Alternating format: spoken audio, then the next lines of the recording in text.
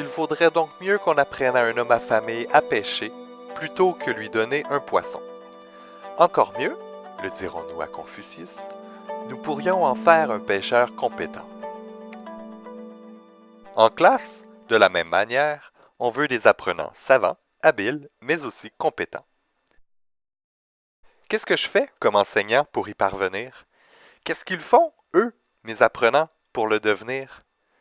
C'est en portant une attention particulière à la complexité des tâches que l'on leur propose que l'on peut jouer dans la sphère des compétences et les amener à les développer. Cela peut sembler évident, mais comment peut-on concevoir concrètement des tâches complexes? À cet effet, la taxonomie révisée de Bloom nous permet plus facilement de comprendre et de cerner ce dont il est question. Comme enseignant, en s'appropriant ce modèle, nous sommes plus en mesure de choisir des tâches qui font appel aux processus cognitifs de plus haut niveau et à différents types de connaissances.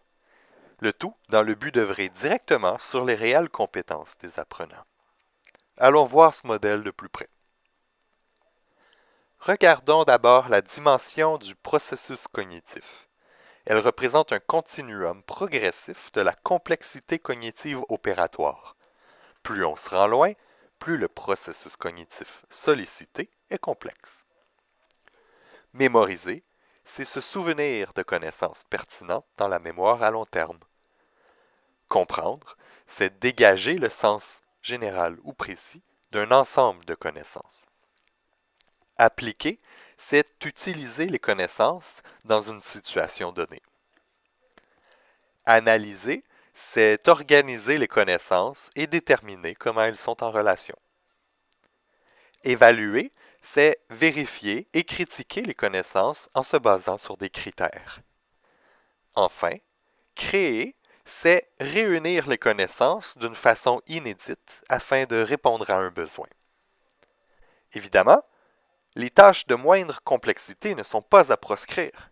Au contraire, elles sont essentielles et contenues dans celles de plus haut niveau, telles des poupées russes.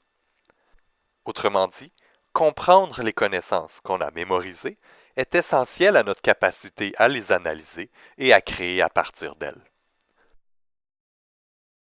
Un bon pêcheur doit d'abord comprendre ce qu'il fait avant de pouvoir s'adapter et améliorer sa pêche. Il est également possible de détailler le processus cognitif en fonction du type de connaissances auquel une opération fait appel. Que les connaissances en jeu soient factuelles, conceptuelles, procédurales ou métacognitives, le degré de complexité n'est pas le même. Plus on se rend loin, plus la connaissance est abstraite et complexe. Les connaissances factuelles sont la terminologie, les détails spécifiques, les éléments. Les connaissances conceptuelles sont les classifications et les catégories, les principes et les généralisations, les théories, les modèles, les structures. Les connaissances procédurales sont les savoir-faire spécifiques et algorithmes, les techniques, les méthodes. Enfin, les connaissances métacognitives sont les savoirs contextuels, conditionnels et stratégiques. Évidemment, les connaissances factuelles ne sont pas à proscrire. Au contraire, elles sont essentielles aux autres types et sont contenues dans ceux-ci. Le savoir-faire d'un bon pêcheur repose sur ses connaissances factuelles et conceptuelles. Les poissons, les instruments, etc. D'autant plus, si le pêcheur connaît ses forces et ses faiblesses, il pourra s'améliorer de manière autonome et s'ajuster stratégiquement en fonction des circonstances. En somme, c'est le croisement des deux axes qui nous montre à quel point les tâches qu'on soumet à nos apprenants sont complexes. Être compétent, c'est être capable de mobiliser efficacement un ensemble de ressources et de connaissances dans des situations variées.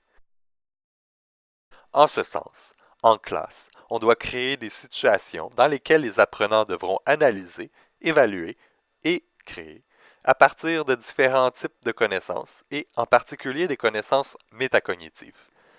Elles sont à privilégier puisque ce sont elles qui permettent de régulariser l'ensemble du mécanisme d'apprentissage. À cet effet, les situations d'apprentissage, communément appelées SA, sont un exemple propice à la mise en œuvre de ce genre d'opération. À vous maintenant de choisir ou même de créer ce qu'il vous faut pour amener les apprenants à développer et à améliorer leurs compétences.